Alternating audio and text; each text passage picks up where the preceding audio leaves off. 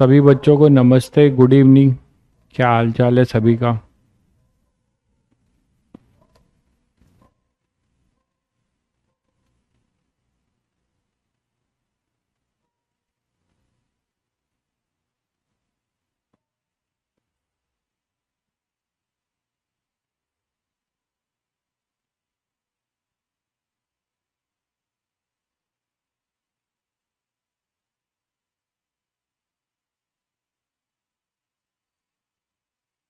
तो audio video clear है बच्चों? ऑडियो वीडियो क्लियर है सभी बच्चों को? सभी बच्चों को ऑडियो वीडियो क्लियर है? चलिए, तो बच्चों हम लोग TIR कर रहे थे। ठीक है, TIR कर रहे थे और TIR में टोटल इंटरनल रिफ्लेक्शन देखा था। एक क्वेश्चन हमने लास्ट में किया था। ठीक है, नेक्स्ट देखते हैं कि TIR में एक केस है जिसमें आपको थोड़ी सी परेशानी हो सकती है। केस व्हेन म्यू वेरी, है ना, आइदर along x एक्सिस और y एक्सिस। तो इस टाइप के क्वेश्चन भी जेई में पूछे गए हैं एडवांस में कई बार। मतलब अगर म्यू को वेरी कराया जाए, म्यू तुम्हारा वेरिएबल हो, है ना। लास्ट टाइम वाला क्वेश्चन में मैं क्लियर कर दूं, उसमें कुछ नया नहीं था, हम लोग ज्यादा दिमाग लगा रहे थे। लास्ट टाइम वाले क्वेश्चन में भाई ये था, ये सब आप लोगों ने तो कर ही लिया था कि हमारा जो ऑब्जेक्ट है, देखो ये डी डिस्टेंस निकालना था, यही था ना। इधर मान लो ऑब्जेक्ट था, तो हमने क्रिटिकल सिचुएशन क्या ली थी, इसके रिफ्लेक्शन के बाद, इसके रिफ्लेक्शन के बाद जो v आया था वो 30 सेंटीमीटर आया था और इसका शिफ्ट 2 था, 2 सेंटीमीटर इसका शिफ्ट था। तो आप क्रिटिकल कंडीशन क्या होगा, हमें इमेज को फाइनली इसके अंदर रखना है, इसके अंदर रखना था। तो मैंने क्रिटिकल कंडीशन ये लिया कि एक बार आपका क्या होगा कि ये यहां पर हो इमेज फाइनली, या फिर एक बार यहां पर हो। तो इन्हीं दोनों के बीच में हमें डोमेन डिसाइड करना था। अगर ये यहां पर हमने लिया तो हमारे पास ये जो आ जाएगा 30 के बाद शिफ्ट के बाद ये जो डिस्टेंस होगी ये 32 होगी।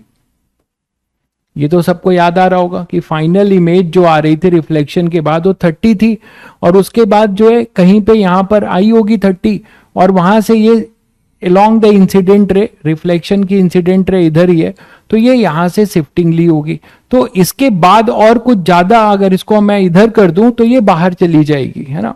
तो इसका मतलब ये हुआ कि ये जो डी हमने 32 निकाला था ये क्रिटिकल सिचुएशन है हमारा जो होगा। बाकी इससे जो है डी जो होगा वो क्या होगा, वो अपना छोटा होगा।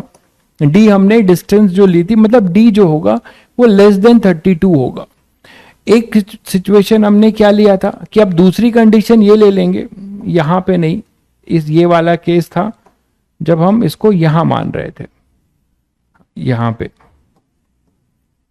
ठीक है, तो ये अपने पास जो डी होगा वो लेस देन 32 होगा। अब हम यहां मानेंगे, तो यहां पर मानेंगे तो क्या दिखेगा आपको, इस वाले केस में ये लोअर लिमिट होगी, है ना। इस वाले केस में यहां पर होगा तो ये लोअर होगा। यहां पे मैंने एक अलग डायग्राम बना दिया था आप लोग के लिए, ये वाला बनाया था। तो इस क्रिटिकल केस में आपको यहां लेना होगा। तो यहां पर अपने पास जब लोगे तो 32 जो शिफ्टिंग होगी, है ना, ये डी था, तो जो शिफ्टिंग होगी 30 के बाद जो शिफ्टिंग होगी वो इधर, ज्यादा शिफ्टिंग इधर हो, इससे आगे जाएगा तो अब वो क्या हो जाएगा, इसमें नहीं आ पाएगा। तो बस माइनस कर दीजिए, है ना। एक बार 30 जो अपना आया था इमेज रिफ्लेक्शन के बाद, उसको जो है आप शिफ्ट से एक बार माइनस कर दीजिए और एक बार आप प्लस कर दीजिए। सिंपल है, एक बार आप माइनस कर दीजिए शिफ्ट से और एक बार शिफ्ट से प्लस कर दीजिए, आपको डी का रेंज मिल जाएगा। यही किया गया था। जो भी आपका रिफ्लेक्शन के बाद 30 आया था उसको शिफ्ट से प्लस कर देंगे और शिफ्ट से माइनस कर देंगे तो वो आपको मिल जाएगा। ठीक है बच्चों, तो व्हेन, ठीक है, मिरर को टच कराने का मतलब ये हुआ कि मतलब हमने क्लोज लिया, सबसे क्लोज लिया और कोई बात नहीं थी।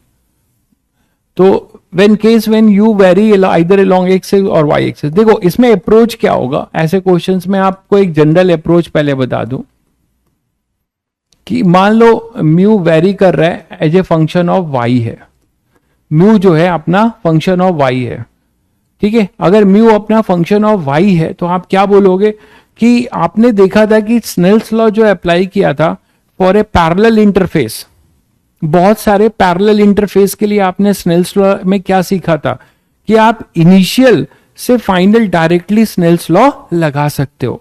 तो अगर हमारा म्यू y का फंक्शन है, ध्यान दीजिएगा, अगर हमारा म्यू y का फंक्शन है तो क्या आप इसको एक एक्स एक्सिस के पैरेलल इंटरफेस ले सकते हो, बहुत सारे पैरेलल इंटरफेस एक्स एक्सिस के अबाउट आप इसके बहुत सारे ये पैरेलल इंटरफेस ले सकते हो। आप ये बोल सकते हो कि अपना जो रिफ्रैक्टिव इंडेक्स जो y के लॉन्ग वेरी कर रहा है वो इस तरीके से इसको बहुत सारे पैरेलल स्लैब में डिवाइड कर सकते हो क्या, बताइएगा। क्या आप इसको बहुत सारे पैरेलल स्लैब में डिवाइड कर सकते हैं? अगर हमारा म्यू वेरी कर रहा है ना, ये y है और म्यू अगर हमारा y का फंक्शन है तो हम इसको बहुत सारे पैरेलल इंटरफेस में डिवाइड कर सकते हैं। देखो ये बहुत सारे पैरेलल स्लैब में इसको डिवाइड कर सकते हो। और बच्चों जब इसको आप बहुत सारे पैरेलल स्लैब में डिवाइड कर सकते हो तो जो आपकी लाइट रे आएगी, जो आपकी लाइट रे आएगी, मान लो कहीं से इंटर कर रही है, मान लो यहां से इंटर कर रही है, ठीक है, लाइट रे यहां से इंटर कर रही है, तो वो लाइट रे का जो पाथ होगा वो कुछ ऐसा जाएगा, ठीक है। पाथ आपका कुछ कर्विलीनियर पाथ होगा, इसका जो पाथ होगा ऐसा कुछ कर्विलीनियर पाथ होगा, यहां का आपको एंगल दिया जाएगा, मान लो ये एंगल, अच्छा नॉर्मल जो होगा इंटरफेस, ये कैसे बिहेव करेंगे, इंटरफेस, ये सब अपने क्या है, इंटरफेस है।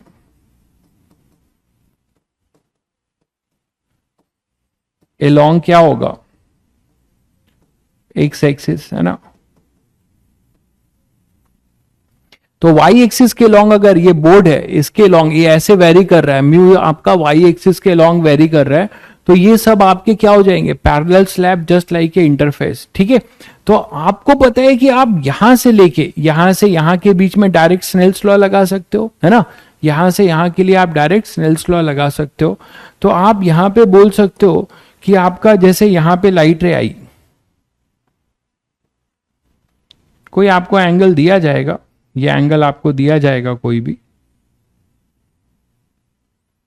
ठीक है। तो ये एंगल आपको दिया जाएगा, तो मान लेते हैं ये एंगल अपना अल्फा है और ये एयर है या इधर कुछ और होगा। तो यहां पर अगर आते हो यहां पर, तो यहां पे अगर कोई आप इंटरफेस यहां जो नॉर्मल ड्रॉ करते हो तो इसका जो इंटरफेस है, इस इंटरफेस के परपेंडिकुलर ये अपना y एक्सिस के इधर कोई नॉर्मल होगा, बोलो। और यहां पे जो कर्व होगा, इस कर्व पे अगर टेंजेंट ड्रॉ करो, इस पे अगर आप एक टेंजेंट ड्रॉ करो तो इस पे अगर आप एक टेंजेंट ड्रॉ करते हो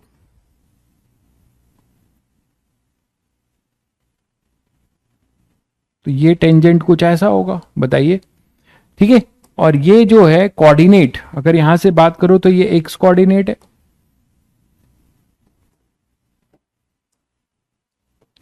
ये अपना एक्स कोऑर्डिनेट है, ये एक्स है, और ये जनरल वाई है, यहां पर आ गए कुछ हम यहां पे वाई, और ये वाई है। तो ये जो पॉइंट है कोऑर्डिनेट, ये है एक्स कॉमा वाई, ठीक है, ये एक्स कॉमा वाई है, ठीक है। तो यहां पे अगर मैं तुम्हें बोलूं कि इसका जो ये नॉर्मल है तो इसका एंगल ऑफ इंसिडेंस है ना, क्योंकि ये तो कर्विलीनियर, अब ये स्ट्रेट लाइन में नहीं जा रहा है, ध्यान रखिएगा, अपना जो रे है वो स्ट्रेट लाइन में नहीं जा रहा है, म्यू के वेरी होने की वजह से ये इस तरीके से वेरी कर रहा है। इसका लोकस भी आपसे पूछा जा सकता है, इस पर भी क्वेश्चन करेंगे। तो अभी जनरल मैं आपको एक अप्रोच बता रहा हूं। तो यहां पे आप क्या बोल सकते हो कि अगर ये एंगल ऑफ इंसिडेंस आई है, ध्यान दीजिएगा, ये अगर एंगल ऑफ इंसिडेंस आई है ये 90 है, तो ये होगा 90 माइनस आई, और ये एक तरीके से क्या है, dy बाई डी एक्स है. This is equal to tan theta, that is tan 90 minus i, है ना, जिसको आप लिख सकते हो cot आई. तो आप दो इक्वेशन से खेलेंगे इसमें, ठीक है.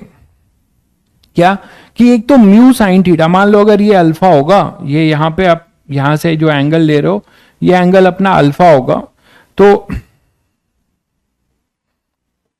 ये अल्फा होगा और ये आई होगा, तो एक स्नेल्स लॉ लगा सकते हो. इसमें क्या बोलोगे कि mu sine i is equal to constant.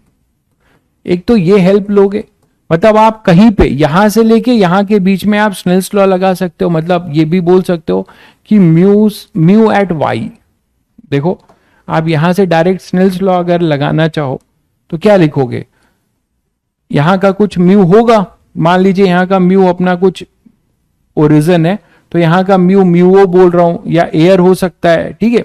तो mu o sine alpha is equal to mu at y sine i is equal to constant. ये तो सबको पता ही है.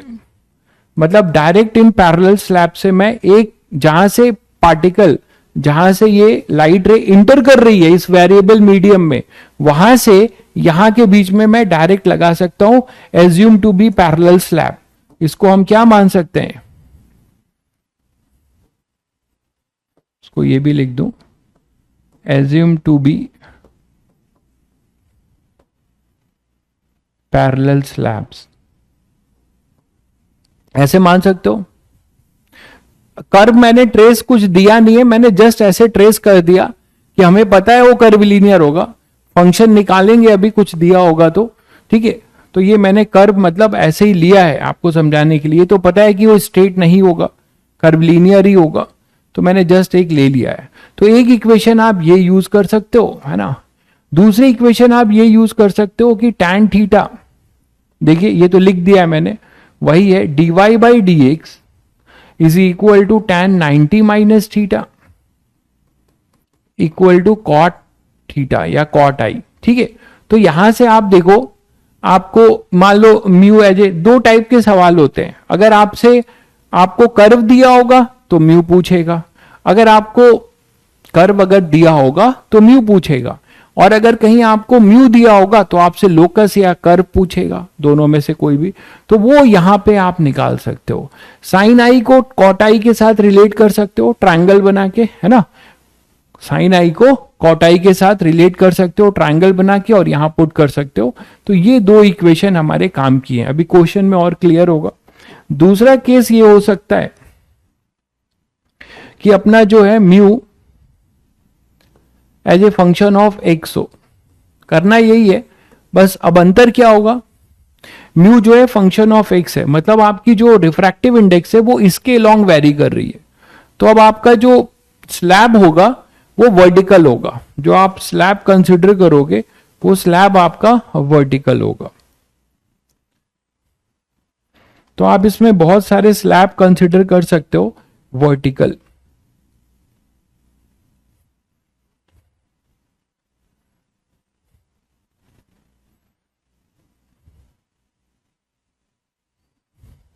ठीक है, ऐसे बहुत सारे आप स्लैब कंसिडर कर सकते हो जो वर्टिकल होंगे, ठीक है. और म्यू आपका एक्स एक्सिस के लॉन्ग वेरी करेगा. लोकस तो कुछ कर्व लीनियर ही होगा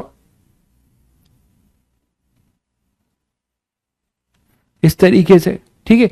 तो यहां पर बाकी लाइट रे आपकी कहीं इधर से आ रही होगी, मान लो ये आ रही है, ये कुछ अल्फा है मान लो. अब जो नॉर्मल होगा, जो आपका नॉर्मल होगा वो एक्स एक्सिस के लॉन्ग होगा, क्योंकि सभी बच्चों को पता है कि इंसिडेंट रे, रिफ्रैक्टेड रे और नॉर्मल वो सेम प्लेन में होते हैं. तो हमारे पास जो इंटरफेस है, ये इंटरफेस है, तो इंटरफेस के हमेशा परपेंडिकुलर होता है, इसमें कंफ्यूज मत होइएगा. तो ये अपना इंटरफेस होगा, दिस इज आवर इंटरफेस, है ना. इंटरफेस होगा along y एक्सिस, ठीक है, और इसके हमेशा पैरेलल होगा, इसके हमेशा जो अपना होगा परपेंडिकुलर होगा, वो क्या होगा, नॉर्मल। तो परपेंडिकुलर यहां पे कहीं पे मान लीजिए यहां कोई अगर आप एक परपेंडिकुलर लिख रहे हैं और यहां पे टेंजेंट ट्रेस कर रहे हैं, तो अब देखिए जो टेंजेंट होगा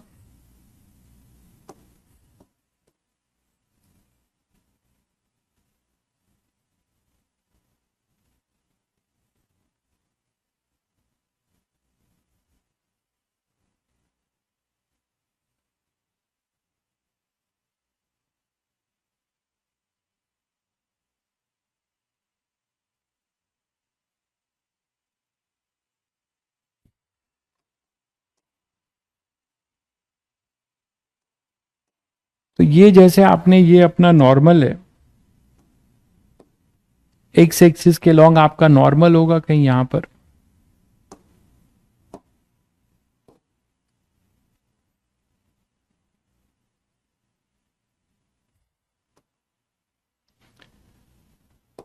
ये नॉर्मल होगा एक्स एक्सिस के लॉन्ग। ठीक है, अब इसमें देखो तो हमारे पास जो कोऑर्डिनेट आएगा, ये कोऑर्डिनेट अपना एक्स का होगा और ये अपना वाई का होगा। तो कोऑर्डिनेट जहां पे आप ये कर रहे हो ये एक्स कॉमा वाई होगा। अच्छा, कर्व थोड़ा गड़बड़ हुआ है, ये कॉनकेव नहीं होगा, ये थोड़ा गड़बड़ है, थोड़ा ठीक कर लें पहले। ये कॉनकेव नहीं होगा, अब थोड़ा इस तरफ होगा, इसकी कॉनकेविटी एक्स एक्सिस के लॉन्ग होगी भाई। इसकी कॉनकेविटी जो होगी ना वो कुछ ऐसी होगी एक्स एक्सिस के लॉन्ग। इसकी कॉनकेविटी जो है, इसकी कॉनकेविटी जो है, हाँ बिल्कुल, तभी इसकी कॉनकेविटी इधर होगी।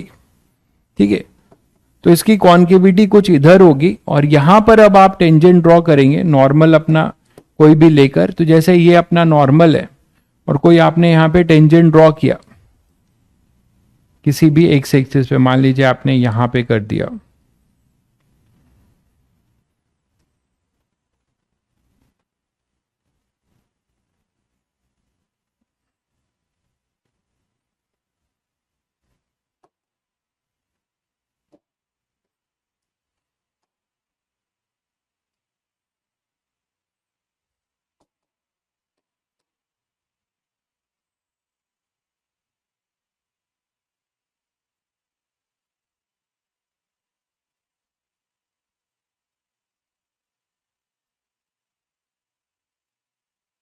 ठीक है, मान लो अपने पास ये है, तो टेंजेंट अब आपका ऐसा होगा,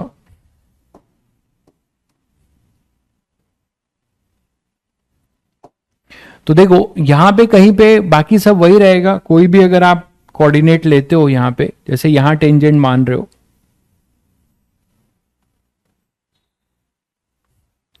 तो ये एक्स और वाई कोऑर्डिनेट हो गए आपके, एक्स कॉमा वाई, मतलब ये एक्स होगा और ये अपना वाई होगा। तो यहां पे जो एंगल होगा अब ये थीटा होगा, है ना, ये टैन थीटा होगा।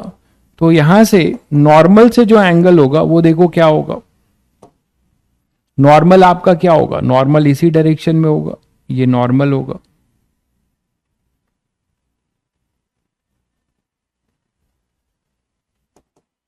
इंटरफेस के परपेंडिकुलर, तो इंटरफेस के परपेंडिकुलर मतलब ये नॉर्मल है। ठीक है, तो ये अगर अपने पास थीटा है तो ये भी थीटा होगा, दिख रहा है सभी को, ये पैरेलल लाइन और ये ट्रांसवर्सल, टेंजेंट वाला ट्रांसवर्सल, तो ये थीटा है तो ये भी अपना थीटा होगा, ये थीटा है तो ये भी थीटा होगा। क्लियर है भाई? कॉन्केविटी कैसे होगी आप यहां से देख सकते हो कि हमेशा और हमेशा जो है म्यू जो है किसका फंक्शन है, एक्स का, तो म्यू इंक्रीज करेगा। म्यू जैसे जैसे इंक्रीज करेगा ये एंगल आप देखो उसी तरीके से छोटा होता जाएगा और एक क्रिटिकल थीटा सी तक आएगा, टेंजेंट हो जाएगा, इससे पता चला।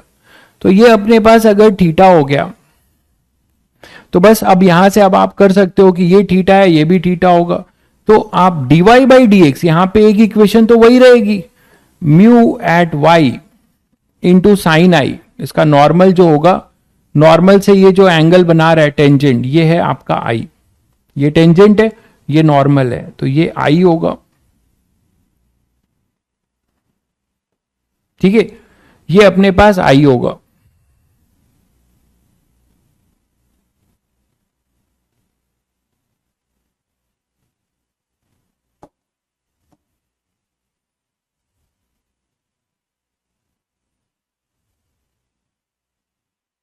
तो इसको थीटा मानने के बजाय आई ले लेते हैं, एंगल ऑफ इंसिडेंस है ना, इसी को एंगल ऑफ इंसिडेंस ले लेते हैं, इसी को एंगल ऑफ इंसिडेंस ले लेते हैं।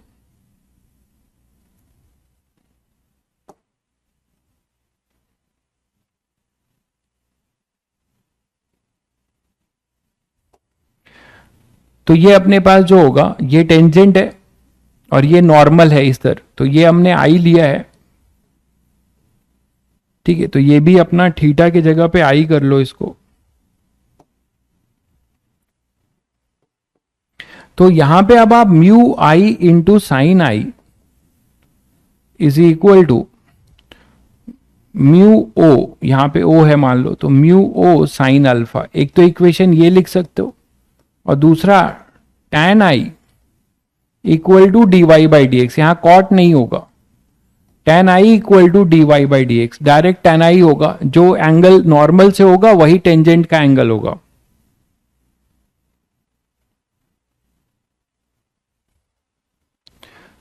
ठीक है, तो ये बेसिक अप्रोच है। अब इस पे एक क्वेश्चन लेता हूं तो तुम लोगों को क्लियरिटी थोड़ी और आएगी। क्वेश्चन जैसे टीआईआर से रिलेट करके ले रहा हूं कि मान लीजिए हमारे पास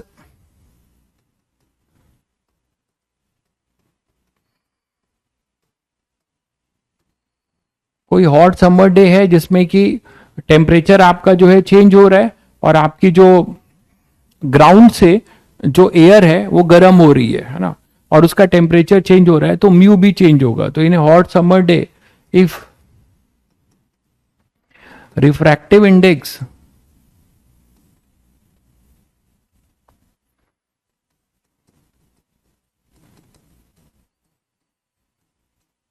of atmosphere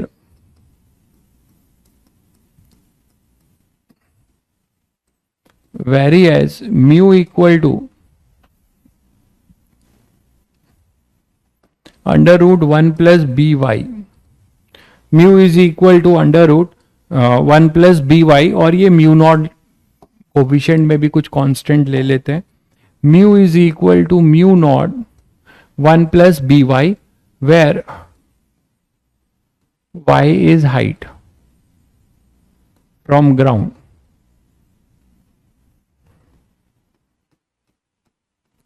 ठीक है, a man of height h equal to 1.3 metre, a man of height h equal to 1.3 metre, कोई भी ले लो, बाद में एक्सप्रेशन से कर लेंगे। तो man of height h equal to 1.3 metre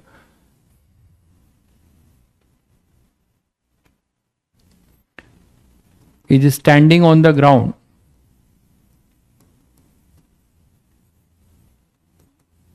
on the road, ऐसे ले सकते हो।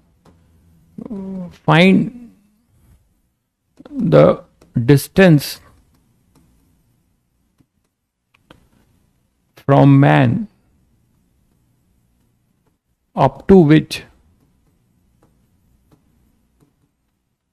he can see the road। तो रोड को कितनी दूरी तक देख पाएगा, रोड को कितनी दूरी पे, पीछे का स्लाइड देख लीजिए, पीछे का स्लाइड, रोड को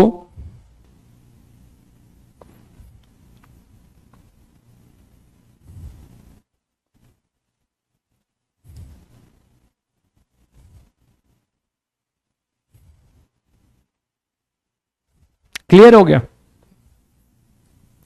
ऐसे लिख सकते हो, फाइंड द डिस्टेंस बियॉन्ड विच, ऐसे भी लिख सकते हो, क्वेश्चन आपसे ऐसे भी पूछा जा सकता है उल्टा, है ना, फाइंड द डिस्टेंस बियॉन्ड विच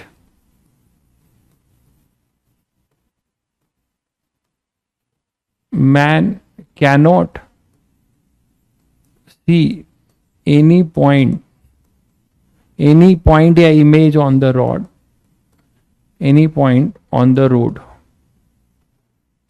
तो रोड पे और कोई भी पॉइंट, ये मिराज का कॉन्सेप्ट है, मिराज का कॉन्सेप्ट है, जो डेजर्ट में आप मिराज देखते हो तो मिराज का ही कॉन्सेप्ट है। मिराज में यही होता है कि जो नीचे की हॉट एयर है वो ज्यादा डेंस होती है ना, तो नीचे से जब आप ऊपर चलते हो तो रिफ्रैक्टिव इंडेक्स वेरी करने लगता है, और अपना डेंसर से रेयरर मीडियम में लाइट रे नीचे से ट्रैवल करती है, और डेंसर से रेयरर मीडियम में है तो टीआईआर का कॉन्सेप्ट शुरू हो जाता है। ठीक है, तो आपको ये बताना है, तो यही चीज है, ये मिराज का ही कॉन्सेप्ट पे क्वेश्चन है।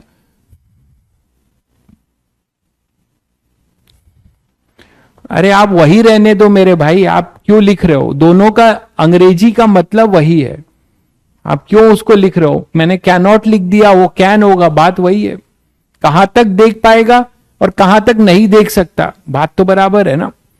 तो अब ये हमें करना है, तो इसमें देखो कि होगा क्या, आपको यही मानना पड़ेगा कि जैसे ये रोड है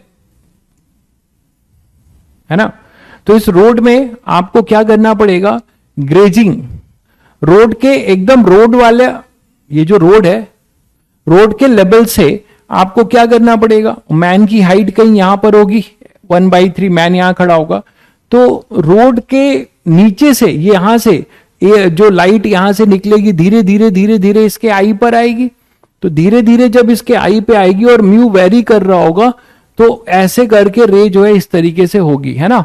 तो लास्ट में वो वहीं तक देख पाएगा जहां तक इसका क्या होगा, थीटा सी क्रिटिकल, जहां तक ये क्रिटिकल होगा।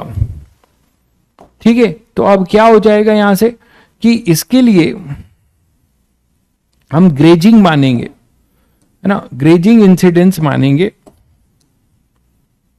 कि यहां से लाइट रे मान लो ग्रेज करते हुए रोड को आ रही है,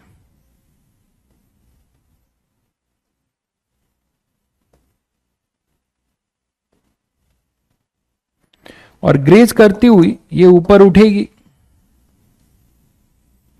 और अभी अभी आपको समझाया कि ये वाई एक्सिस है, ये एक्स है, ये रोड है, तो इधर ही एक्स एक्सिस ले रहे हैं।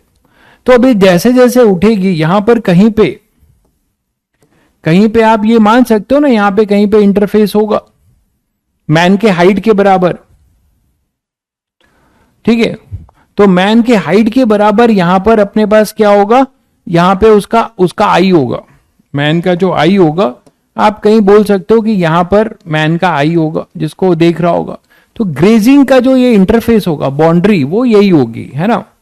तो अब देखो यहां से क्या होगा,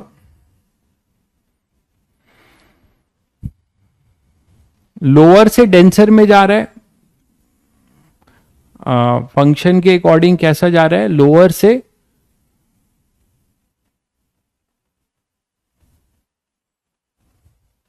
हाँ, तभी तो थीटा कम हो रहा है फंक्शन के अकॉर्डिंग, ठीक है। हाँ, यहां पर म्यू जो है आपका वाई जैसे जैसे बढ़ रहा है ये बढ़ेगा, ठीक है, डिस्टेंस जैसे जैसे बढ़ रहा है, डिस्टेंस जैसे जैसे बढ़ेगा म्यू बढ़ रहा है, ठीक है, म्यू बढ़ रहा है बिल्कुल, तो नॉर्मल से उसका एंगल और छोटा होता जाएगा ना, mu sine theta equal to constant है, तो साइन आई इक्वल टू 1/म्यू, जैसे जैसे म्यू बढ़ेगा वैसे वैसे ये एंगल छोटा होता जाएगा, सही तो है, तो एंगल अपना छोटा होता जाएगा, तो ये एंगल अपना छोटा होगा, किसी पे आप यहां पर मान सकते हो कि कहीं यहां पर वाई है नॉर्मल, और यहां से जब आप टेंजेंट खींचोगे, यही तो होगा टेंजेंट, तो अभी अभी आपने इक्वेशन लिखना सीखा है, इसको अगर आप एंगल ऑफ इंसिडेंस आई मानते हो तो ये अपने पास क्या हो जाएगा, 90 माइनस आई,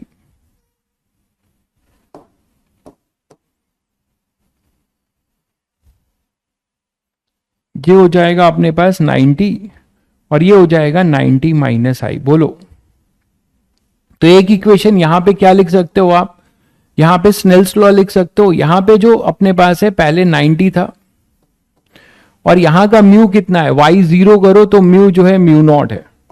तो at y equal to 0 mu is equal to mu naught, ठीक है। और किसी जनरल आई के लिए तो हम क्या लिखें, बाई स्नेल्स लॉ, यहां से ये O से A के लिए हम स्नेल्स लॉ लगा रहे हैं डायरेक्ट, तो क्या लिखेंगे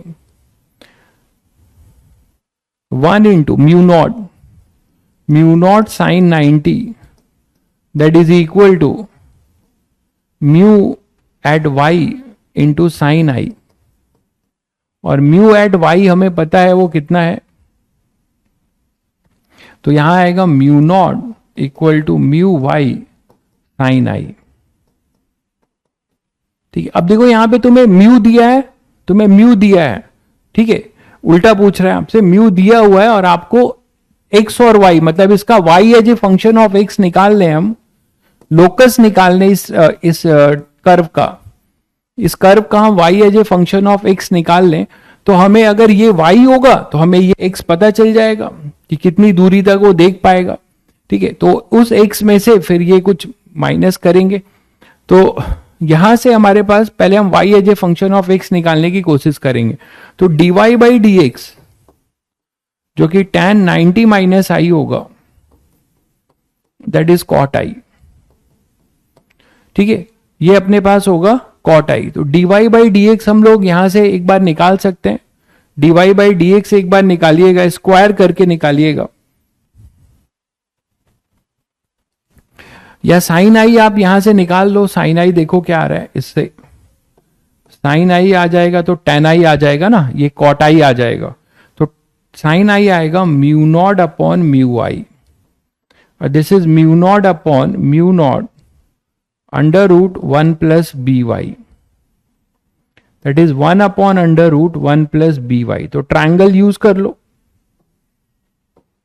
ये ट्रायंगल यूज कर लो। तो अपने पास अगर ये आई है, ठीक है, ये अपने पास आई है, ये ऑपोजिट साइड हो गया, ये हाइपोटेनियस हो गया,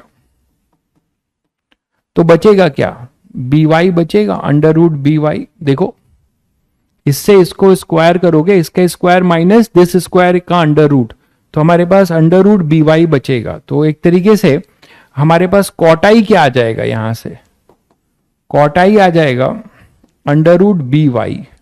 और अगर हमें कॉटाई पता है तो देखो ये सेकेंड इक्वेशन से, फ्रॉम सेकेंड हम फंक्शन बना सकते हैं dy by D X equal to under root B Y. तो from second dy by D X is equal to cot i, और कॉट आई है अपना under root B Y. Variable separate कर लो, y as a function of x आ जाएगा, B Y is equal to D X. इसको integrate करते हैं, इंटीग्रेट करेंगे तो x इक्वल टू 0 पे y भी 0 ही था, और x इक्वल टू कुछ x पे y को y मान लेते हैं, फंक्शन बनाना है हमें। तो 1 upon root y 1 upon root b है ना, और ये तुम लिखोगे y की पावर माइनस 1 बाई 2 dy, इसी को तो इंटीग्रेट करोगे। तो 1 अपॉन रूट बी ये करोगे तो क्या आ जाएगा, 2 root B 2 root Y equal to X, है ना। तो 2 under root Y by B equal to X, ये लिख सकते हो।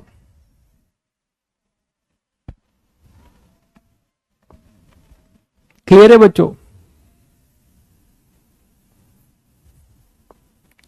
तो देखो अब तुम्हें y as a function of x आ गया है। अब तुम्हें बताया जा रहा है कि b की कुछ वैल्यू दी जाएगी तो आप x भी निकाल सकते हो।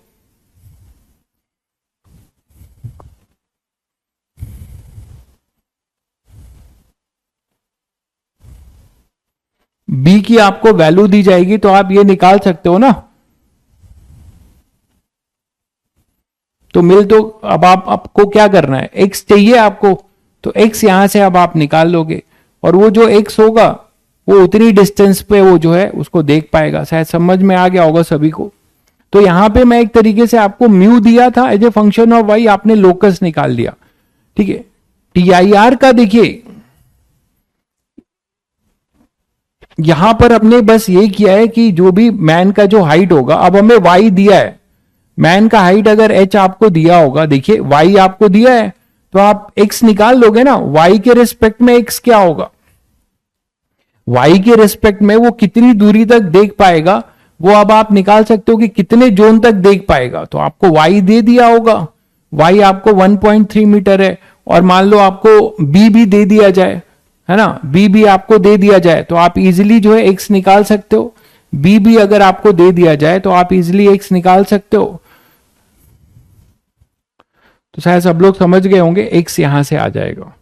हमें y 1.3 मीटर मैन की जो हाइट है, और b मान लो मैं ले लेता हूं 6 इंटू 10⁻⁻⁴ मीटर। अब वो देख लेना, ये अंडर रूट सॉल्व नहीं होगा मेरे वैल्यू से, ठीक है।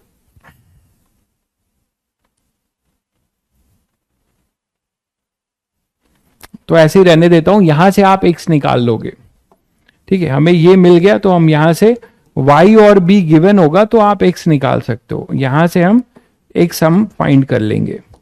If y and b given होगा तो हम x फाइंड कर लेंगे। क्लियर है बच्चों?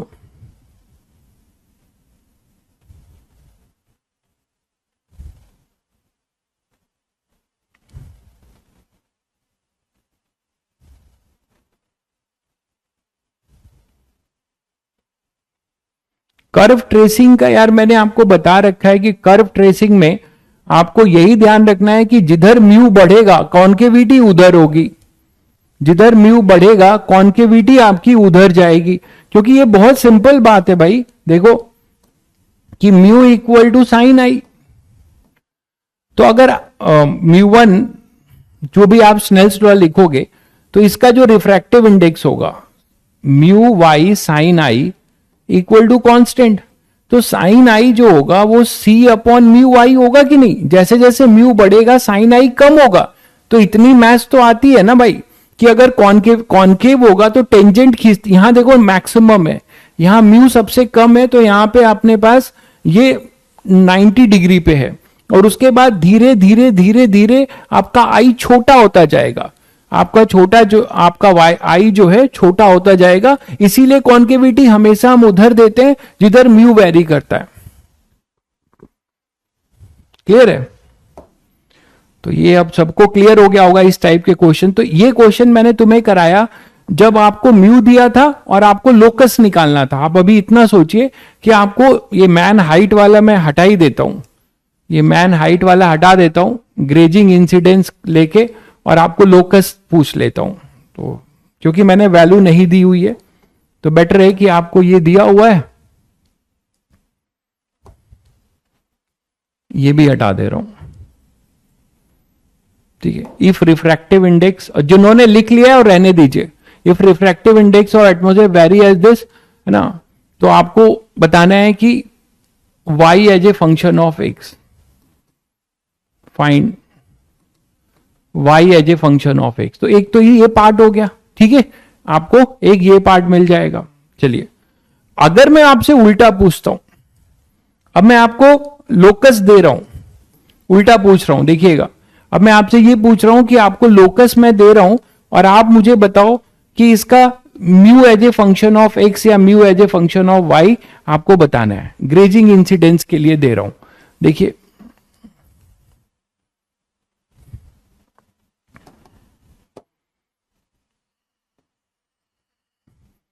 मान लो ऐसा जा रहा है, ठीक है। तो हमें ये दिया हुआ है और ये दिया हुआ है तुम्हारा x² इक्वल टू वाई, ये दिया हुआ है, पाथ दिया हुआ है लाइट रे का, लाइट रे जिस कर्व से जाएगी वो दिया हुआ है x² equal to Y. Clear है भाई? तो x² इक्वल टू वाई, और रे के बारे में दिया हुआ है एट ओरिजिन। तो इसमें दो टाइप के ऐसे क्वेश्चन बनते हैं, एट ओरिजिन रे इंसिडेंट, रे have grazing incidence,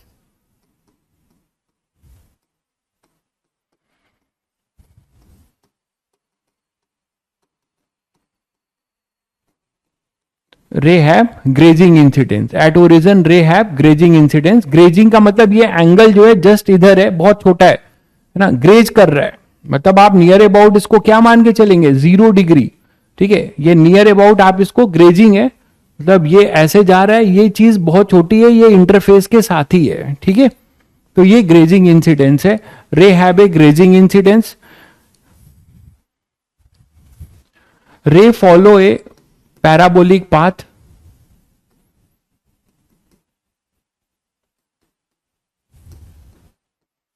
parabolic path X square equal to Y, ठीक है, फाइंड म्यू, तो आपको म्यू बताना है as a function of Y, आपको म्यू बताना है as a function of Y, mu as a function of Y.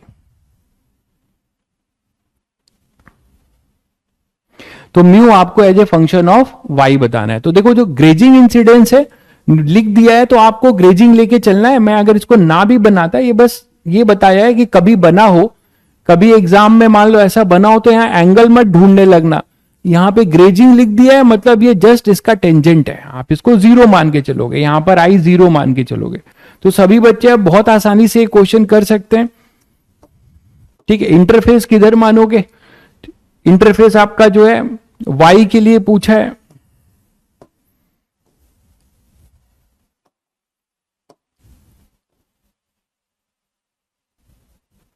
ये एक्स है और ये वाई। अब लोकस दिया है, तुम्हें म्यू बताना है। अब आपको लोकस दिया है म्यू, जल्दी से इसका आंसर दीजिएगा, देखें कितने लोग बताते हैं, जल्दी से इसका आंसर दीजिएगा।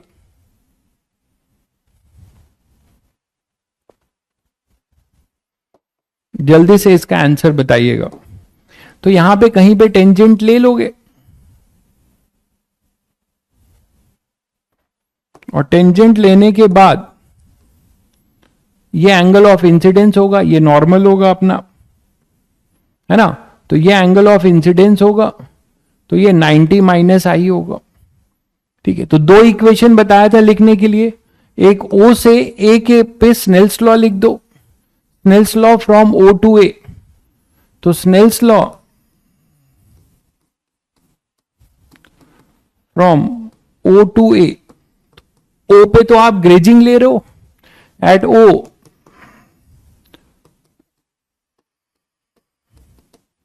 ग्रेजिंग इंसिडेंस, सो आई 90 होगा इसके लिए, है ना। तो क्या लिखेंगे हम यहां पे,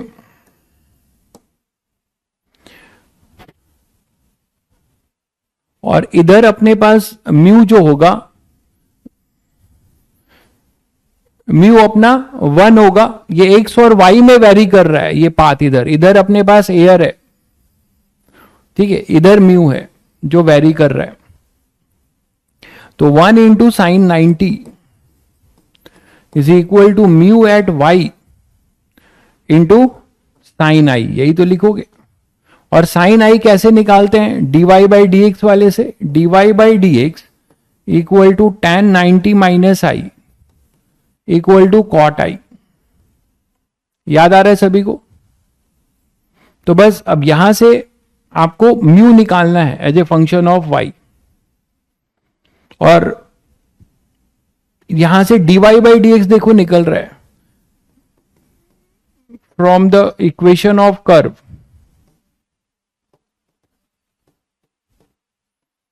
from the equation of curve X square equal to Y है, तो डिफ्रेंशिएट कर दो, तो dy बाई डी एक्स होगा 2x, बोलो dy बाई डी एक्स होगा 2x, ठीक है। तो dy बाई डी एक्स हमारे पास 2x आ रहा है, इसको यहां 2x पुट कर दो। तो एक तरीके से इसको अगर आप फर्स्ट मानते हो और ये सेकंड मानते हो, तो यहां पुट कर दो बस,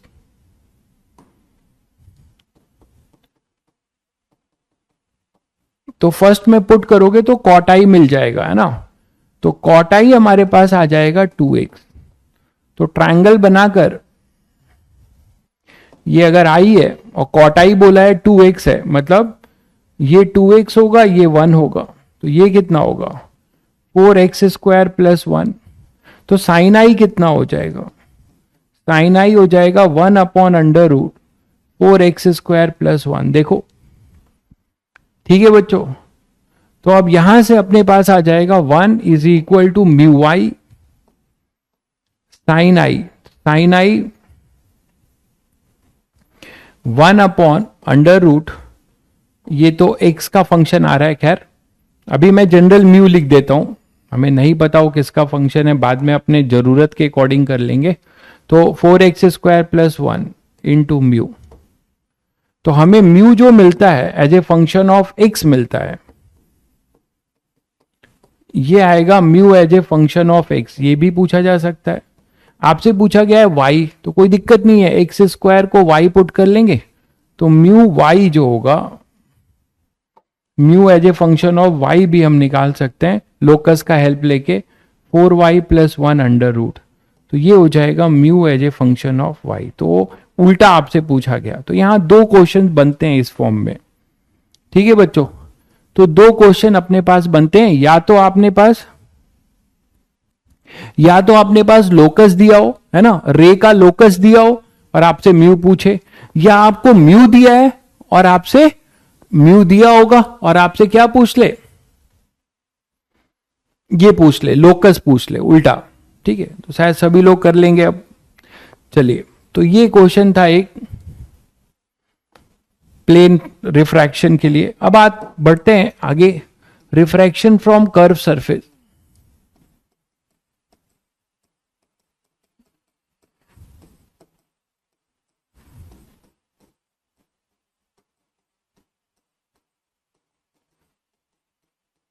तो रिफ्रैक्शन फ्रॉम कर्व सरफेस में देखिए, अभी तक हमने प्लेन सरफेस की बात करी, अब हम बात करेंगे रिफ्रैक्शन फ्रॉम कर्व सरफेस की। ठीक है भाई, तो रिफ्रैक्शन फ्रॉम कर्व सरफेस की अगर हम बात कर रहे हैं,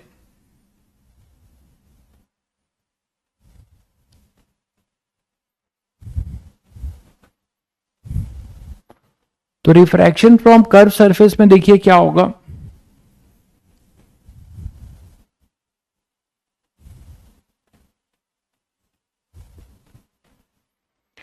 क्या कह रहे हैं, म्यू की वैल्यू अगर y की डायरेक्शन में कम होती है तो कॉनकेव अप कैसे बनेगा। y की डायरेक्शन में कम कहां हो रही है, म्यू कम होगा, म्यू बढ़ेगा तो एंगल चेंज होगा। मैं बार बार मैं कितनी बार बताऊं यार, मैं कह रहा हूं कि अगर आप इसको ऐसे देख रहे हैं तो यहां पे टेंजेंट अभी पूरा 90 है, सॉरी टेंजेंट यहां पे एक्स एक्सिस से आप एंगल देखते हो, यहां पे टेंजेंट ऐसा होगा, फिर ऐसा होगा, फिर ऐसा होगा, ये बढ़ रहा है टेंजेंट। आपका एंगल जो है वो इस तरीके से बढ़ता जाएगा, टेंजेंट यहां पे थीटा 0 है, ठीक है, यहां पे थीटा 0 है, तो आप उसके अकॉर्डिंग देख रहे हैं। इससे ये पता चल रहा है कि इस डायरेक्शन में अपना म्यू जो होगा, साइन आई एक इंक्रीजिंग फंक्शन है 0 से आई में, साइन आई जो है एक इंक्रीजिंग फंक्शन है 0 से आई में, तो कोई भी जनरल पे आप म्यू आई इंटू साइन आई करते हो तो वो कांस्टेंट आता है। तो अगर अपने पास इस केस में अगर आई आता है तो म्यू की डिपेंडेंसी 90 माइनस आई से होती है, tan theta dy by D x. अगर आई बढ़ेगा, देखिएगा ध्यान से, तो स्लोप अपना जो है, आई अगर बढ़ेगा तो स्लोप अपना क्या होगा, कम होगा, या आई कम होगा तो स्लोप बढ़ेगा, तो अकॉर्डिंगली म्यू पे चेंज होगा। इतना दिमाग अगर नहीं लगा पा रहे हो तो एक बात तो रूल की तरह याद रख सकते हो, इतना तो बता दिया कि जिधर म्यू ज्यादा होगा उधर आपकी कॉन्केविटी होगी। आप उस चीज को फिर नहीं अगर इतना सोच पा रहे हो तो कम से कम याद रख लीजिए। कर्व सरफेस की बात करें तो कर्व सरफेस 2 टाइप के हैं अपने पास, एक कॉनकेव हो सकते हैं और कॉन्वेक्स। नेमिंग का कन्वेंशन क्या है, नेमिंग का कन्वेंशन है ये, किसको कॉनकेव कहेंगे किसको कॉन्वेक्स कहेंगे।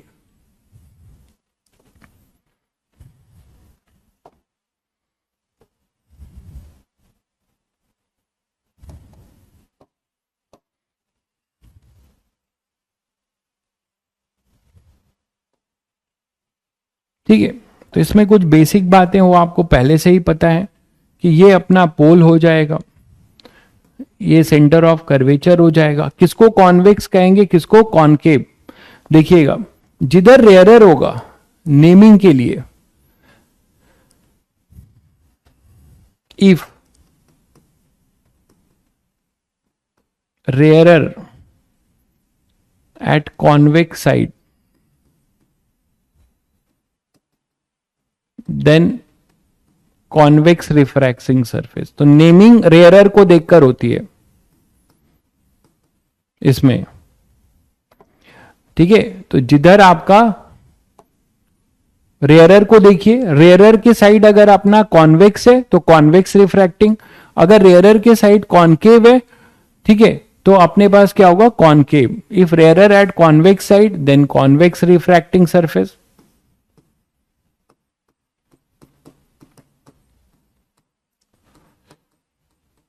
अगर आपका यहां पर इफ रेयरर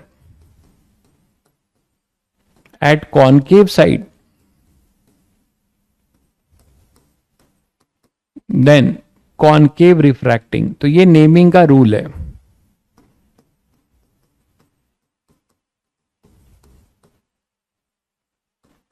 ठीक है भाई, जैसे ये कॉनकेव मैं इधर रेयरर कर दूंगा तो ये कॉनकेव हो जाएगा, इसी में मैं रेयरर इसको करूंगा तो ये कॉन्वेक्स रिफ्रैक्टिंग सरफेस होगा। ठीक है, बाकी बेसिक्स चीजें आपको पता है, ये अपना पोल कहलाता है।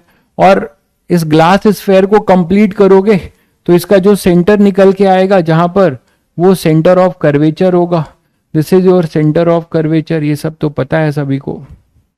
इस ग्लास स्फेयर को अगर आप कंप्लीट करते हो, है ना, इस ग्लास स्फेयर को अगर आप कंप्लीट कर देते हो पूरा, तो वहां का जो सेंटर होगा that centre is called, silvered कर दे। अरे सिल्वर क्यों करें भाई, वो तो मिरर बन जाएगा, फिर रिफ्रैक्शन कहां से होगा। गजब बात कर रहे हो, हम रिफ्लेक्शन थोड़े पढ़ रहे हैं। अगर मैं सिल्वर्ड कर दूंगा तो वो मिरर हो जाएगा, तो उसमें रिफ्रैक्शन कहां से होगा। तो सेंटर ऑफ कर्वेचर, ये ट्रांसपेरेंट ग्लास स्लैब होगा कोई कर्व, ठीक है, ये सेंटर ऑफ कर्वेचर है, ये पोल है, ये अपनी प्रिंसिपल एक्सिस है। ठीक है, इसी तरीके से यहां पर भी अपना ये पोल होगा, इसका सेंटर ऑफ कर्वेचर जो है कहीं यहां पर होगा, है ना। ये इस तरह आप पूरा कंप्लीट करोगे तो ये सेंटर ऑफ कर्वेचर होगा।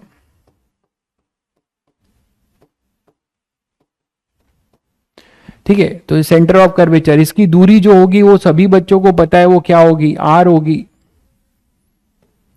और ये इंसिडेंट रे हमेशा अगर इधर होगा तो आप देखोगे कि पोल से जब मेजर करने के लिए जाओगे तो आपका आर नेगेटिव होगा, हमेशा आर जो होगा इसके लिए नेगेटिव होगा, दिख रहा है सभी को। जबकि यहां पर ये अपना आर होगा, तो यहां पे इंसिडेंट रे ये होगी,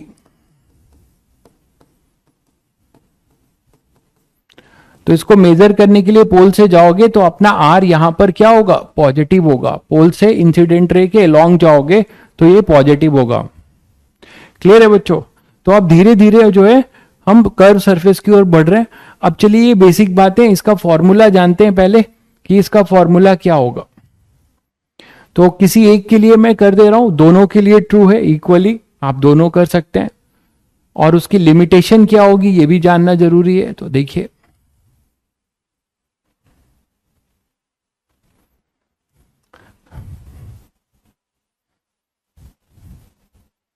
तो किसी एक के लिए कर रहे हैं, किस लिमिटेशन पे कर रहे हैं। एक बात तो सभी बच्चों को पता है कि हम क्लोज टू प्रिंसिपल एक्सिस लेते हैं, है ना, जो भी रेज लेंगे वो क्लोज टू प्रिंसिपल। लेकिन इसमें एक और एजम्पशन आपको एक्स्ट्रा है। एजम्पशन, किस एजम्पशन पे इसका फॉर्मूला हम यूज कर रहे हैं, देखिए। पहला है पॉइंट ऑब्जेक्ट, ऑब्जेक्ट जो है एक्सटेंडेड नहीं होगा, पॉइंट ऑब्जेक्ट के लिए डिराइव कर रहे हैं। दूसरा कि rays very close to principal axis,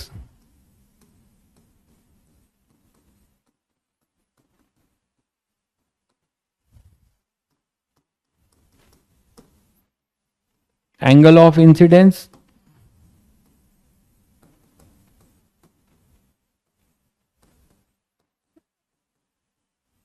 angle of refraction,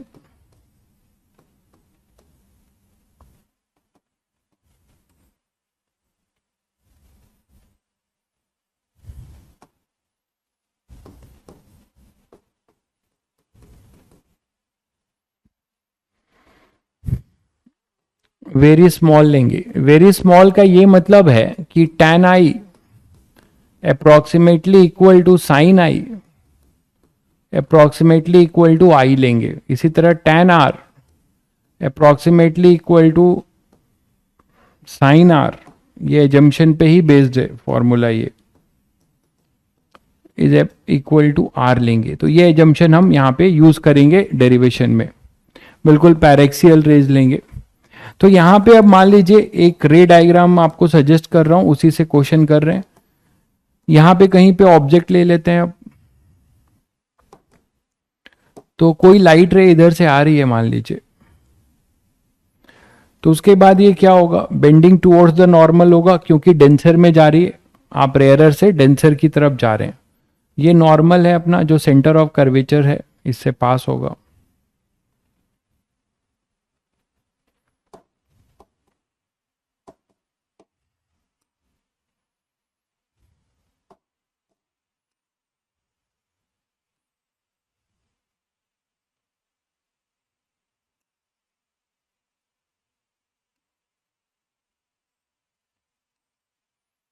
ठीक है, तो अब देखिए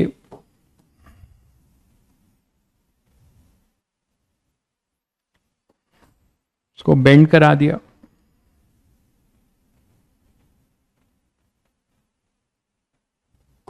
और ये अपनी प्रिंसिपल एक्सिस है। तो यहां से एंगल्स जो मैं मेजर कर रहा हूं, ध्यान से देखिएगा, ये एंगल मैं ले रहा हूं, ये इंसिडेंट रे का प्रिंसिपल एक्सिस से एंगल कुछ ले रहा हूं अल्फा, और ये रिफ्रैक्टेड रे का एंगल प्रिंसिपल एक्सिस से ले रहा हूं बीटा, और ये जो नॉर्मल है इसका एंगल प्रिंसिपल एक्सिस से ले रहा हूं गामा। ये अल्फा बीटा और गामा बहुत स्मॉल होंगे। ये उन बच्चों के लिए जिनको 12th देना है, ठीक है। बाकी कोई अगर डेरिवेशन नहीं भी याद रखेगा तो कोई दिक्कत नहीं है, ठीक है। ये अल्फा बीटा और गामा, ठीक है। तो अब यहां से देखो क्या होगा, एक आपको कंस्ट्रक्शन और करना पड़ेगा जो आपने उसमें भी किया था मिरर में, कि यहां से एक परपेंडिकुलर ड्रॉप कर दीजिए, और जैसे ये m मान रहे हैं, इसको n ले लीजिए, ये अपना नॉर्मल लिख लीजिए, ठीक है। तो ये परपेंडिकुलर, इसका मतलब ये हुआ कि जो आपका पॉइंट n से मेजर होगा वो p से होगा। ये डिस्टेंस बहुत ही छोटी होगी, क्योंकि सभी बच्चों को बताया था कि जो अपर्चर डायमीटर होगा, अपर्चर डायमीटर ये होगा, दिस इज योर, यहां से यहां को ज्वाइन करोगे तो this is your aperture diameter, तो वो बहुत छोटा होता है, ठीक है। हाँ बिल्कुल भाई, आप रे ऑप्टिक्स में ड्रॉपर वालों को केवल फॉर्मूले ध्यान रखेंगे तो चलेगा, कोई दिक्कत नहीं है। तो यहां के लिए जो पोल से आप इसको मेजर कर सकते हो, ये u है, और ये अपने पास पोल से ही वो डिस्टेंस, ये वाली r होगी रेडियस ऑफ कर्वेचर, वो लिखा हुआ है, और ये v ले लेते, this is v, this is r, ये है, और ये u, ठीक है। इंसिडेंट रे इधर है, तो ये डायरेक्शन आपकी इंसिडेंट रे वाली पॉजिटिव मानी जाएगी। साइन कन्वेंशन वही चलेगा, always distance measured from pole will be taken as to be positive. Always distance measured from pole measure as to be, distance हमेशा पोल से मेजर होगा, and it always measure along the incident ray, तो positive, opposite to the incident ray to be negative। तो अब एक छोटा सा आपको क्या करना है, प्रूफ करने के लिए दो ट्रायंगल चूज कर लेने, एक्सटीरियर एंगल देख लेना है। ये अपने पास I है, ये अपने पास R है, ठीक है। तो एक ट्रायंगल आपको नजर आ जाता होगा, OMC दिख रहा है, OMC exterior angle in triangle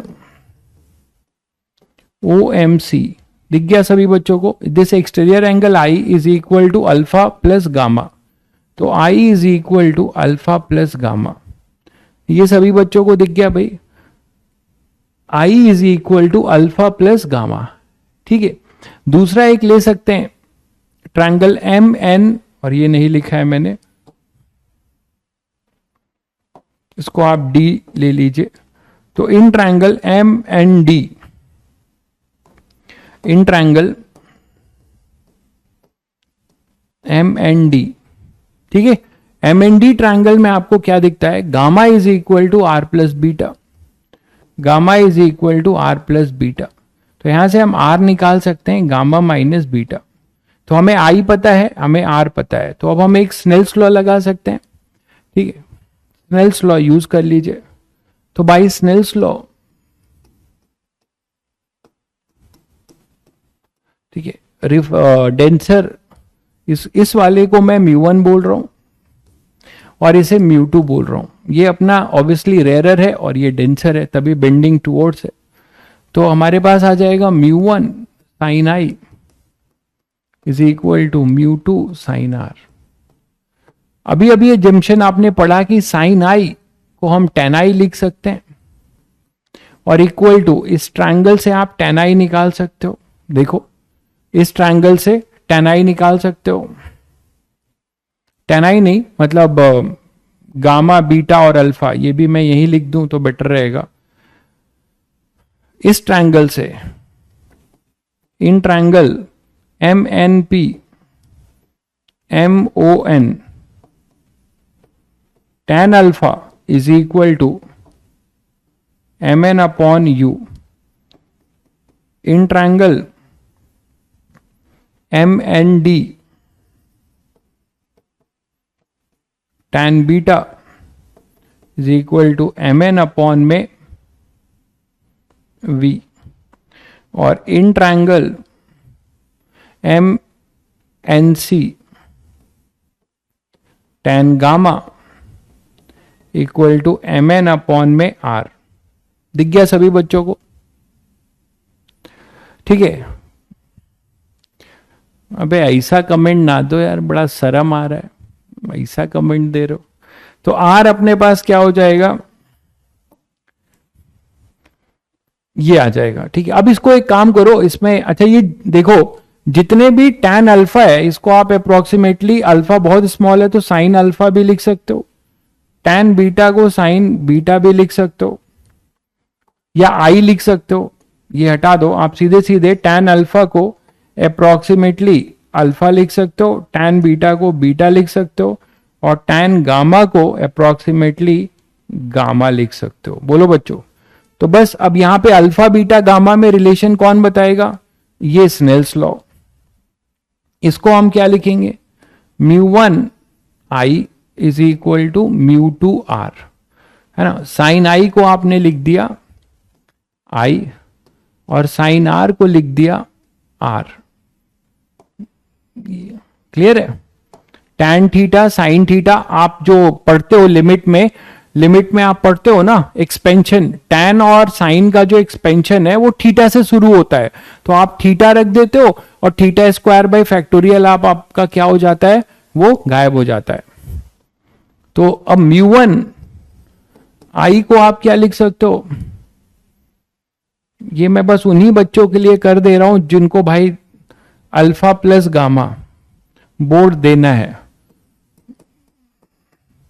नहीं तो कोई जरूरत नहीं था, सीधे एप्लीकेशन पे आ सकते थे। ये कोई बहुत कॉन्सेप्ट नहीं सिखाने वाला है डेरिवेशन। गामा माइनस बीटा, ठीक है। तो यहां से अपने पास क्या आ जाएगा, ये म्यू1 है, सीधे 3 से 5 नंबर में आता है ये बोर्ड में। तो म्यू1 अल्फा, ठीक है। अल्फा को अब वैल्यू पुट करते जाओ सभी का, है ना। पहले mu one alpha plus mu two beta is equal to mu two minus mu one gamma, ऐसे लिख लो। और अल्फा बीटा गामा को अभी आपने लिखा है tan के फॉर्म में। देखो अल्फा बीटा गामा आपने लिखा है, alpha M N upon U, beta M N upon V और gamma M N upon R. तो इसी को यहां यूज कर लो। तो ये mu one M N upon U plus mu two, ये हो जाएगा एम एन अपॉन में V equal to mu two minus mu one, और ये हो जाएगा एम एन अपॉन में आर। एम एन गायब कर दो, तो म्यू2 अपॉन में वी प्लस म्यू1 अपॉन में U is equal to mu two minus mu one upon में आर। ये आ रहा है, लेकिन ये जो आ रहा है ये पर्टिकुलर इस सिचुएशन के लिए है, ठीक है, ये जो है केवल इस सिचुएशन के लिए। तो इस सिचुएशन के लिए फॉर आवर डायग्राम,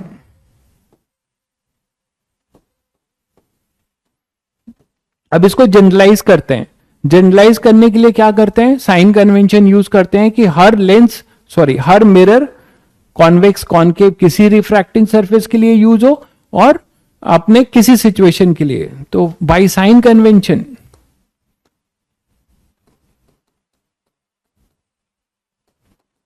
ठीक है, म्यू को आप क्या डालोगे, माइनस म्यू।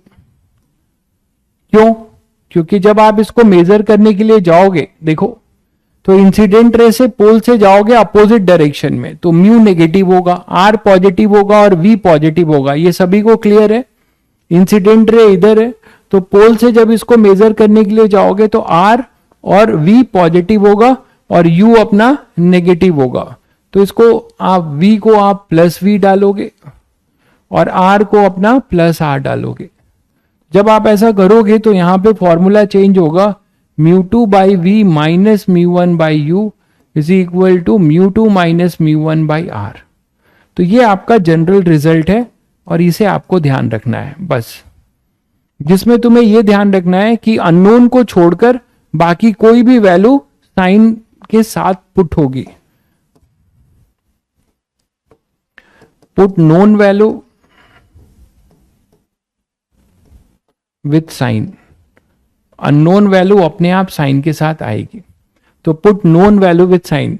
अच्छा, अब इसमें कुछ बच्चे म्यू टू और म्यू वन में भी कंफ्यूज कर जाते हैं। वो सोचते हैं कि हमेशा रेयरर और डेंसर से सोचते हैं, ऐसा नहीं है।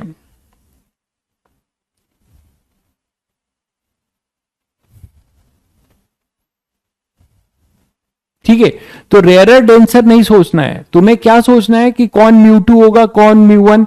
कभी कभी डेंसर से रेयरर में लाइट रह जाएगी तो वो म्यू वन हो जाएगी, दूसरा म्यू टू। तो ऐसे सोचने का एक तरीका है। क्या आपको किसको फर्स्ट मीडियम मानना है,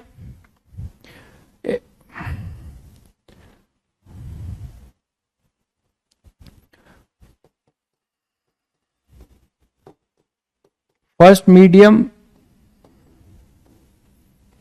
वेयर लाइट रे इंसिडेंट। ठीक है, तो जहां पे लाइट रे इंसिडेंट कर रही है उसको फर्स्ट मीडियम मानोगे और जो रिफ्रैक्ट करके जा रही है वो तुम्हारा सेकंड मीडियम होगा। जो लाइट रे इंसिडेंट होगी that is your first medium और जो रिफ्रैक्टेड करेगी वो अपनी सेकंड मीडियम होगी। जैसे एप्लीकेशन पे आओ, मान लो हमारे पास एक वाटर बबल है या ग्लास स्फेयर है, कुछ भी हो सकता है। ठीक है, मान लो हमारे पास यहां पे एक ग्लास स्फेयर ही ले लेते हैं, ये तुम्हारा ग्लास स्फेयर है। ठीक है, अब यहां से कोई लाइट रे आ रही है,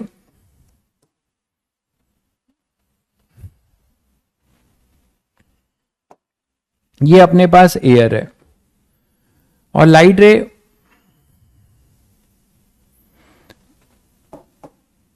इंफिनिटी से आ रही है। पैरेलल का मतलब इंफिनिटी से आ रही है। लाइट रे हमारी इंफिनिटी से आ रही, ये एयर है, ये तुम्हारा ग्लास है, ग्लास का बॉल है, म्यू इसका 3/2 मान लो। ठीक है, और ये रेडियस इसका आर ही मान लीजिए, रेडियस इसका आर है। तो फाइनल इमेज कहां बनेगी हमें बताना है, फ्रॉम द सेंटर। तो find location of final image from C. तो सी से हमें फाइनल इमेज बताना है इस लाइट रे का।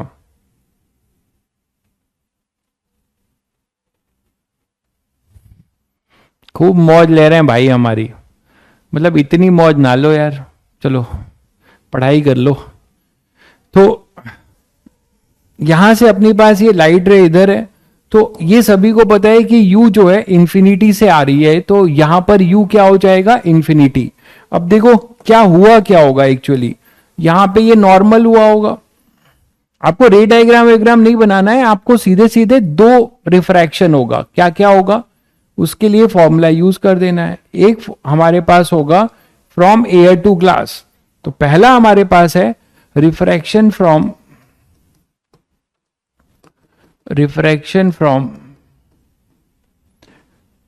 Air to glass, refraction from air to glass.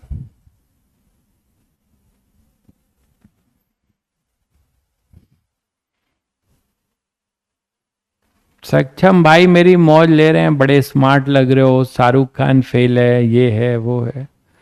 अरे हम देखो यार, मतलब आप फिजिक्स के स्टूडेंट हो, एवरीथिंग इज रिलेटिव, तो रिलेटिव से थोड़ा ऊपर उठो, एब्सोल्यूट पे आओ, अपनी पर्सनल चीजें एब्सोल्यूट रखो। आप जो हो आप हो, आप भी कुछ हो, ऐसा कुछ मान के चलना चाहिए हमेशा लाइफ में। आपको किसी से कंपेयर करने की जरूरत नहीं है, आप जो हो वही रहोगे, ठीक है। आपके अंदर भी कुछ स्पेशल है जो जिनके लिए कंपेयर कर रहे हो उनमें नहीं होगा, तो सभी लोग यहां पे स्पेशल है, ठीक है। चलिए, तो यहां पे अपने पास refraction from air to glass पहले करोगे, तो एयर टू ग्लास में बताओ कि क्या करने वाले हो। यू अपना जो है इंफिनिटी होगा, है ना, लाइट रे इंफिनिटी से आ रही है। वी को कुछ V1 ले लेते हैं, हमें नहीं पता ना, अननोन मानना पड़ेगा कि इसके रिफ्रैक्शन के बाद इमेज कहां बनेगी, तो हमें नहीं पता। चलो करते हैं फिर μ2। अब सभी बच्चों को कंफ्यूजन नहीं होना चाहिए, ठीक है, सभी बच्चों को कंफ्यूजन नहीं होना चाहिए कि एयर से ग्लास में आ रहे हो तो हमारा ये फर्स्ट मीडियम होगा और ये सेकंड मीडियम होगा। बार बार बताया था कि ये इंसिडेंट और ये रिफ्रैक्टेड, तो रिफ्रैक्टेड रे अपनी कुछ इधर जाएगी, बेंडिंग टुवर्ड्स द नॉर्मल जाएगी। बोलो,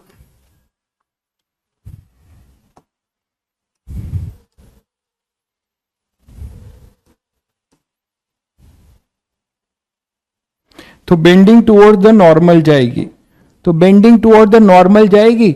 अब हमें कैलकुलेशन के पहले नहीं पता चलेगा, ठीक है, तो पहले करते हैं V1 कहां पर आएगा, किस डायरेक्शन में आएगा।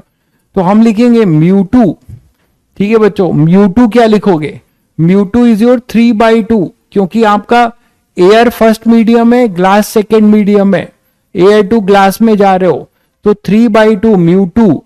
ध्यान दीजिएगा इधर, और ये तुम्हारा दो पोल है, ये पोल P1 कहलाएगा, ये पोल अपना P1 होगा। तो रिफ्रैक्शन फ्रॉम एक तरीके से क्या हो रहा है, रिफ्रैक्शन फ्रॉम कॉन्वेक्स हो रहा है, रिफ्रैक्शन फ्रॉम कॉन्वेक्स हो रहा है। तो ये क्या हो जाएगा, देखो यहां से यहां के लिए क्या लिखोगे आप, P1। P1 से आप इसको मेजर करोगे तो U तो इंफिनिटी है और हमें ये अननोन है, तो इसको आप कुछ V1 मान लोगे, ये हमें नहीं पता। माइनस μ2, एयर का 1 है और इसका जो U है वो इंफिनिटी है, दैट इज इक्वल टू μ2, मतलब 3/2 - 1 अपॉन में R। अब ध्यान दो, ये इंसिडेंट रे, ये डायरेक्शन इसके लिए पॉजिटिव होगी, तो इसका R भी पॉजिटिव होगा, है ना, R भी अपना पॉजिटिव होगा, तो ये प्लस R लिखा जाएगा। तो यहां से V1 निकाल लो, ये अपने आप विद साइन भी आएगा, तो 1/2R। तो V1 हमारे पास आ रहा है R/3 और ये पॉजिटिव आ रहा है। देखो V1 जो आ रहा है वो कितना आ रहा है, R/3, ये पॉजिटिव आ रहा है। इसका मतलब हमारा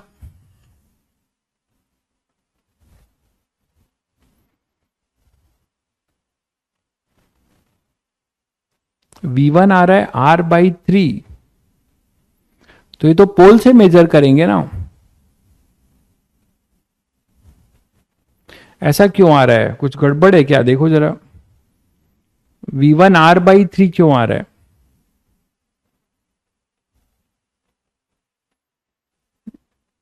R से बड़ा आना चाहिए ना, वही R से तो बड़ा आना चाहिए। V1 3R आएगा भाई, मैं उल्टा लिख ही रहा हूं, वही मैं कहूं, ये तो बड़ा आएगा, उधर कहीं कन्वर्ज करेगा, ये 3R आएगा।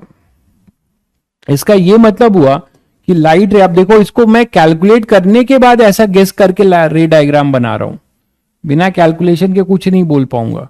तो यहां से कहीं लाइट रे हमारी इधर गई होगी रिफ्रैक्ट करके, बोलो अब फिर से रिफ्रैक्शन होगा, मानते हो कि नहीं? फिर से यहां से इससे रिफ्रैक्शन होगा, ये नॉर्मल होगा, ये नॉर्मल होगा, ये रिफ्रैक्टेड रे है तुम्हारी, ये तुम्हारी रिफ्रैक्टेड रे, अब फिर से जो है अपना नॉर्मल होगा। क्या होगा बताओ? यहां से फिर बेंडिंग अवे हो जाएगा और फिर से ये बेंडिंग अवे हो जाएगा। तो बेंडिंग अवे मतलब यहां पे कुछ इधर कन्वर्ज कराओगे और एक बोलोगे सर एक लाइट से आप इमेज बना देते हो, दूसरा लाइट आपका क्या है अलोंग द नॉर्मल, ऐसे लेके सीधे आओगे यहां पे मर्ज करा दोगे, समझ गए होगे? तो यहां पे ये फाइनल इमेज ये बनेगी और ये लेकिन जो इमेज बन रही है ये समझने वाली बात होगी कि इसको एक्सटेंड करोगे, ये ध्यान से समझिएगा, पूरा रे डायग्राम के साथ समझा रहा हूं कि रे ऑप्टिक्स कभी गलत नहीं होनी चाहिए, बहुत स्कोरिंग है, लेकिन सबसे ज्यादा गलती हो जाती है क्योंकि प्लस माइनस और इन छोटी छोटी चीजों का लोग ध्यान नहीं रखते। यहां पर देखो तो ये लाइट जो आएगी ये I1 होगा, मानते हो? अगर ये रिफ्रैक्टिंग सरफेस नहीं होता, कौन सा? ये कॉनकेव वाला, ये वाला, ये P2, ठीक है?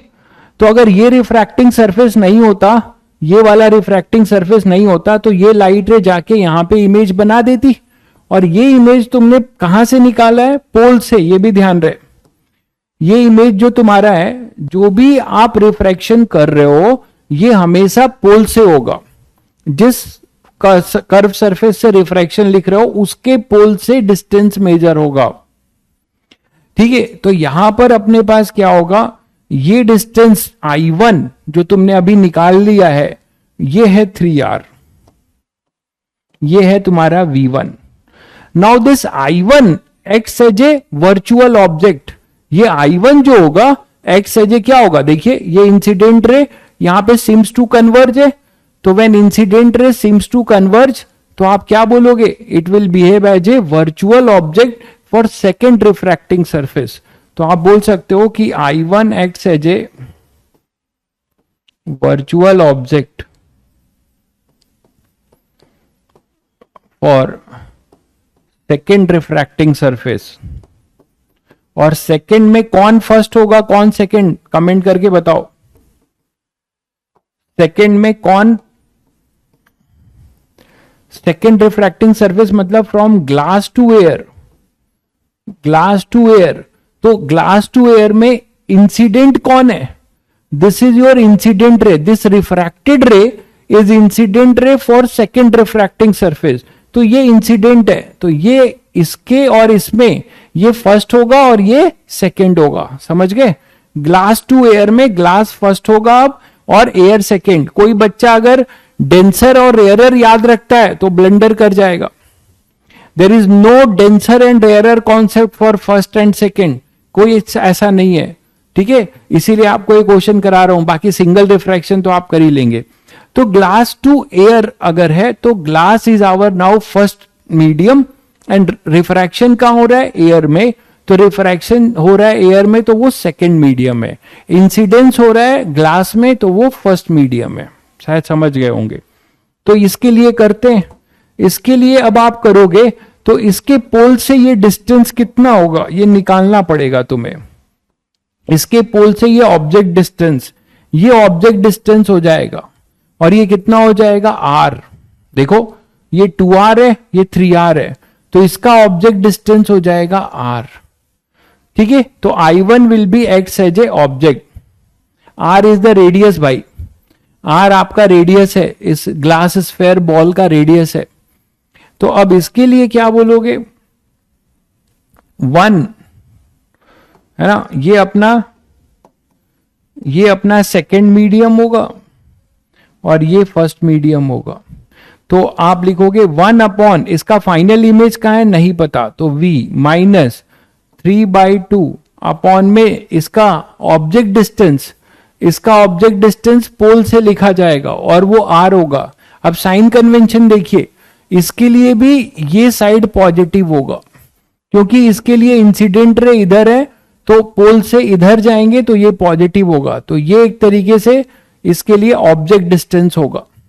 तो ये प्लस लिखा जाएगा, plus R is equal to mu two मतलब 1 माइनस 3/2, और इसका जो आर होगा, इसका ये जो आर होगा वो नेगेटिव होगा, माइनस आर। ये क्लियर है भाई सभी को? 1 एयर में नहीं है भाई, I1 एयर में है। देखो आप गड़बड़ कर रहे हो ना, I1 एयर में है, वहां कोई I1 नहीं है। I1 इज ए वर्चुअल, ये डॉटेड है भाई, ये वर्चुअल है। और मैंने आपको फिर बताया है कि आप ऑब्जेक्ट से साइन कन्वेंशन देखना शुरू कर रहे हो। ऑब्जेक्ट से साइन कन्वेंशन देखेंगे कुछ नहीं कर पाएंगे कभी भी, और उन्हीं को वो चीजें साइन कन्वेंशन एक टफ लगता है। आपको इंसिडेंट रे देखना है, मैंने यहां बनाया हुआ है, ये अपना इंसिडेंट रे है। This is the incident ray for this refracting surface, तो इसके लिए ये पॉजिटिव डायरेक्शन है, इसके लिए भी इंसिडेंट रे इधर है तो ये पॉजिटिव डायरेक्शन है। आप ऑब्जेक्ट से थोड़े ना देखोगे, यहां से कोई एक्चुअल लाइट रे थोड़े ना आ रही है भाई। क्लियर है भाई? इमेज डिस्टेंस आर कैसे आया? इमेज डिस्टेंस नहीं है भाई, ये इमेज डिस्टेंस नहीं है, ये I1 की इसके पोल से ऑब्जेक्ट डिस्टेंस है। वो कैसे आया? ये V1 हमें पता था, ये 3R है और ये 2R है, तो इसके पोल से ये डिस्टेंस कितनी हो जाएगी भाई? 3R माइनस 2R, ये हो जाएगा ऑब्जेक्ट डिस्टेंस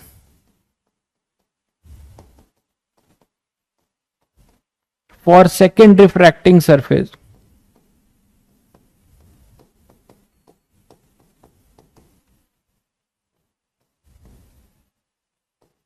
शायद सभी को क्लियर हो गया होगा।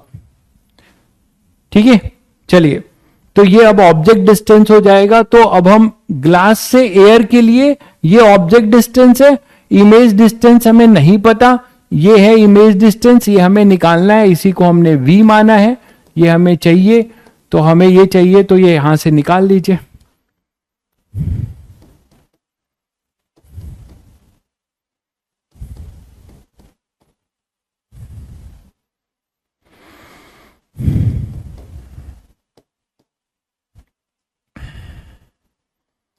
तो 1/v is equal to 3/2r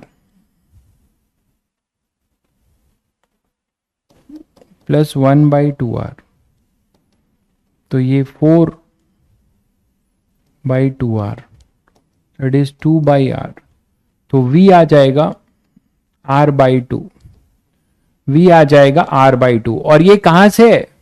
from P2, from P2 है भाई, P2 पोल से ये डिस्टेंस है, ये जो भी आएगा फ्रॉम P2 आएगा, ये ध्यान रखिए। आपसे सेंटर से पूछा गया था, फ्रॉम C, तो फ्रॉम C पूछा जा सकता है, ये है C, फ्रॉम C पूछा जा सकता है, फ्रॉम P1 पूछा जा सकता है।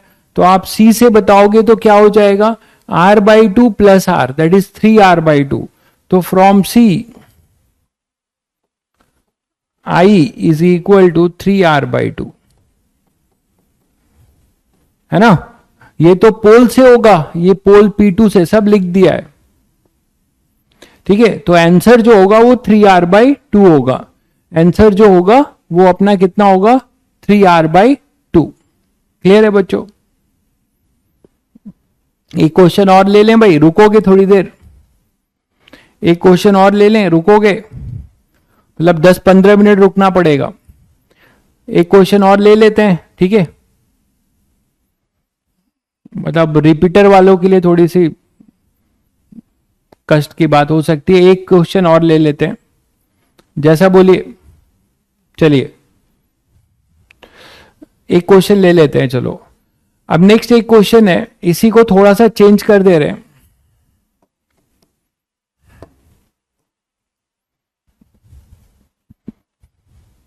हाउ 3r/2, अरे यार पढ़ लो मेरे भाई, सब लिख दिया है। 3r/2 कहां से है? आपसे क्वेश्चन में पूछा गया है फ्रॉम C। एक ही चीज मत पूछा करो यार, बहुत इरिटेटिंग लगता है। यहां थोड़ा फोकस करो तो समझ में आएगा। फ्रॉम C पूछा है, मतलब फ्रॉम सेंटर पूछा है, फाइनल इमेज I की दूरी, ये I की दूरी C से पूछा है, और I की दूरी आपने P2 से निकाली है, तो P2 से r/2 है, उसमें r जोड़ देना है भाई, तो 3r/2 हो जाएगा।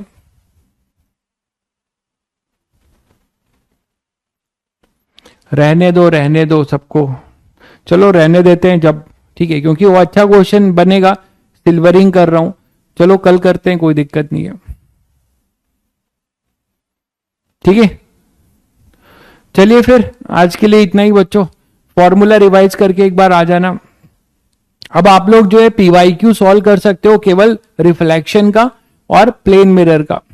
आप पीवाईक्यू सॉल्व कर सकते हैं रिफ्रैक्शन, रिफ्लेक्शन तो पूरा निपटाई दो, रिफ्लेक्शन और रिफ्रैक्शन फ्रॉम प्लेन सरफेस का कर सकते हो। मैग्नेटिज्म विदाउट करंट कर सकते हैं, कुछ बहुत ज्यादा ऐसा नहीं है, ठीक है। मैग्नेटिज्म विदाउट करंट कर सकते हैं, बहुत ज्यादा कुछ ऐसा नहीं है, कर सकते हैं। चलिए फिर मिलते हैं।